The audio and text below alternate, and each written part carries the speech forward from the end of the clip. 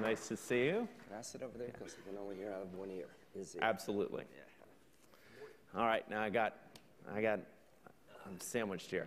Good morning. I am truly bipartisan.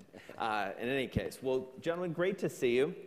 So, at Bloomberg, we're in the news business, and so obviously, from a news perspective, one of the interesting things that apparently is going to happen today on this very issue is that House Democrats are going to present a plan, 7-year extension and increasing the lending cap. Before we get to each of your respective reactions to that, I want to very briefly ask each of you, and I'll start with you, Senator Graham, how did we get here? How did we get to this point where this is such a contentious issue, briefly? Money. This issue 10 years ago was voice voted. Have you noticed there's not been an uprising by American bankers saying, shut down this bank, it puts us out of business? What's happened on my side of the aisle, and this is mainly generated on my side of the aisle, there's been an ideological war declared on the Ex-Im Bank because it's not ideologically pure. I would like a world where the government wasn't involved in terms of manipulating the market forces at all. But the reality is that this bank makes money for the taxpayer. This bank is responsible for creating thousands of export jobs. We're going to reform this bank. But the reason we're all here and your businesses are in jeopardy is because people and special interest groups have declared war on the bank. They're raising money from ideologically driven, nice people to shut this bank down to show how pure they are. And here's what I would suggest to you. I'm glad you're here in Washington. You need to push back. You need to fight back because your employees and the people who work for you need your voice. And I am here to tell you, from a conservative point of view, shutting this bank down in light of what other countries like China and France do is unilaterally surrendering to foreign opposition. That's not remotely conservative. And of all the things in a $3 trillion+ budget we could pick on, picking this bank makes absolutely no sense to me. Senator Donnelly, you're a former small business owner. You obviously bring a different perspective, both politically and presumably from a background perspective. What do you see as the way forward here? What needs to get done that will satisfy folks on either side of this argument? Well, first, I agree. Actually, I have the same perspective as Lindsay on this. This makes perfect sense. The most important thing we can do today that all of you can do is go visit the offices of the different members. I used to be in the House before I was in the Senate. And people always go, oh, you listen to this huge company or that huge company. No, I listen to the companies from my state, from my local district. When you come in, you're my friends and neighbors. You're who I see at church. And when you look me in the eye and say, enough with the ideological fights, enough with trying to prove a point. We have 47 friends and neighbors who are going to lose their jobs if you don't step up and approve this. That's what this is about jobs. Canada provides help, China provides help, all these different countries provide help. All we're asking is to be on the same playing field as other countries. And if we can be on the same playing field, we'll win every single time. And we don't see objections from the banks. We don't see objections from other financial institutions because this is doing what nobody else will step up to do. And in my state of Indiana, we have small business after small business after small business that has been able to create opportunity and success. And at the end of the day, when we talk about conservative, moderate, what's more conservative, common sense, and moderate than making $1 billion in profit and paying down the deficit with it? It seems to make sense to me. So you've been around these parts for a while. Yeah. You've gotten stuff done. What's it going to take specifically, do you think, to get this reauthorized? Every bill we vote on in Congress is a jobs bill, our job. You need to make sure that people from your congressional district and your state understand what it would mean to your business and your employees if we unilaterally surrendered and shut down the XM Bank. Got to make it better politics to be for this bank. If you shut the bank down, how many jobs would you create? 0. If you shut the bank down, how much money would you save? You would lose money. So this makes no friggin' sense to me, quite frankly, that we're even having this discussion given the way the world really is.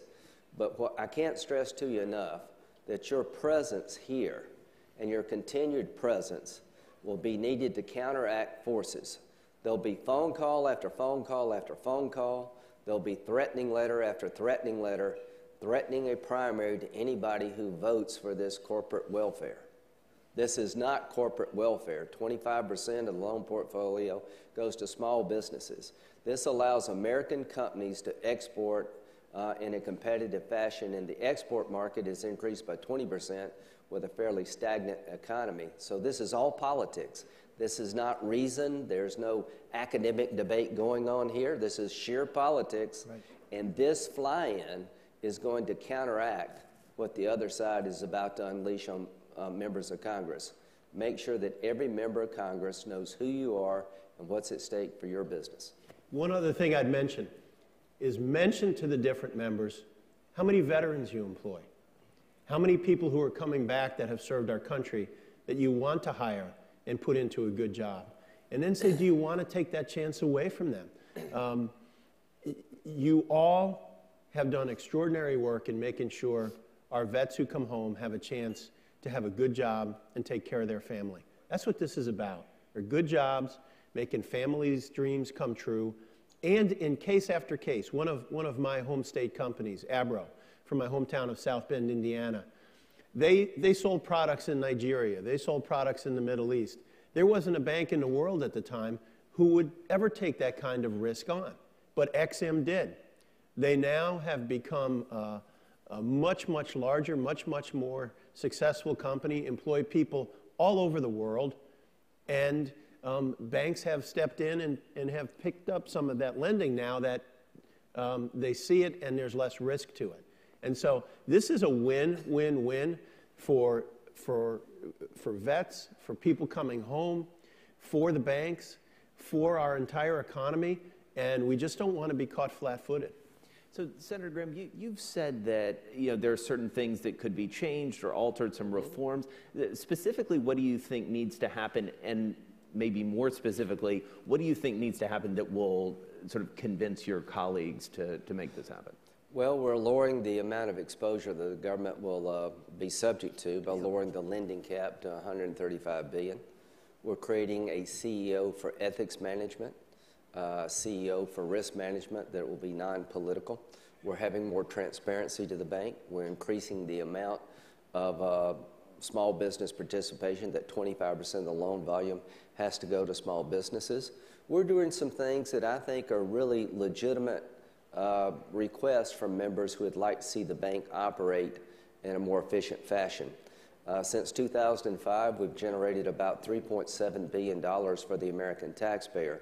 So the reforms that I'm working on with Senator Kirk, I think are in response to legitimate concerns by members on both sides of the aisle. Reform, yes. Shutting the bank down, no. And the one thing I can tell you, the French and the Chinese hope we shut this bank down. From your perspective, Senator, what reforms make the most sense for you, for your constituents, and for your colleagues? Well, the increase in the small business percentage is very important. It continues to make our point, which is that so much of this is helping our small businesses have success. Many of them are subcontractors to larger companies, might not be in a position to continue their operations if they don't have a chance to do this. And so that's what I would continue to talk about. And as Lindsay said, the governance of it has been tightened up significantly as well. This is one of those situations where you look and you go, why won't you take yes for an answer? That everything you want has been done. This does nothing but provide opportunity, and it has helped us to have $3.7 billion in profits to the government that can then go to pay down debt or for other purposes. And so you look and you go, it's like having a perfect kid or close to a perfect kid, and you know, the child at one point when you're giving them a hard time, look it up and go, well, what else do you want from me at this point? And one thing I would challenge you to do, look in the budget and see if you can find a program maybe not as efficient as this. Right. Of all the things we do at the federal level, this is the great sin? You know, Ronald Reagan said, tear down this wall. Ronald Reagan stood up for America. You know, Boeing makes jets in South Carolina. GE makes engines and turbines in South Carolina. Yeah. We've got a lot of small businesses in the supply chain in South Carolina. There is no way in hell I'm going back to South Carolina and say, hey, we shut down a bank because people ideologically objected to the bank, and the reason you've lost these plants is because companies overseas doing the exact same thing have a bank. The Chinese have lent more money under EXIM financing than the United States, France, Germany combined. Canada has a larger loan volume. So here's the point for me from a conservative point of view. It makes money for the taxpayers. It gives us a chance to compete in the international marketplace. And as long as a communist dictatorship has a EXIM bank, we're going to have one, because I'm not going to put people out of work in Indiana and South Carolina from some ideological reason not connected to the world as it exists. And the burden's going to fall on your shoulders as well as Joe and myself to make that point. There is no reason for this bank to be put out of business as long as other people have one that could put you out of business. And if I could, absolutely, if I could say one other thing to that, which is this. If Ronald Reagan were here today, yeah, he was very conservative, but he's also very practical. And if he was sitting next to Lindsey, I'll give Lindsey a plug. He'd say, Lindsey's a really good senator. That's what he'd say first. But then he would also say, so here's the deal. You're not taking any business away from banks who want to make these loans. And they go, no. And you want to give us $3.7 billion to help pay down the debt. And you'd say, yes. And then he'd look and go, where do I sign this deal? That's what he would say. And that's the position we're in. Yeah, welcome to Washington, where this is a hard problem. So we're going to hear a little later in the morning from about a global perspective from a former Secretary of Commerce, former ambassador to the UN. Put this in some global perspective for, you know, you've mentioned, both of you have mentioned sort of other big countries who do this. How does this fit into the larger kind of trade ethos right now, I guess?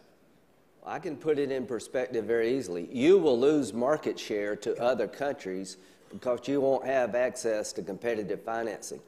The product you make, let's use Boeing, for example, the 787, and you should buy one. We'll give you a 10% discount if you buy one today. Jim may not like that, but I just sold a bunch of jets. So what happens is that when Boeing or GE or somebody in Indiana is competing in the world marketplace, and you got Airbus on one hand, you got Boeing on the other, and in the distressed part of the world where there is hard to get traditional financing, the Airbus manufacturer can get loans from EXIM financing from 3 different countries that are in the supply chain, and you just can't compete.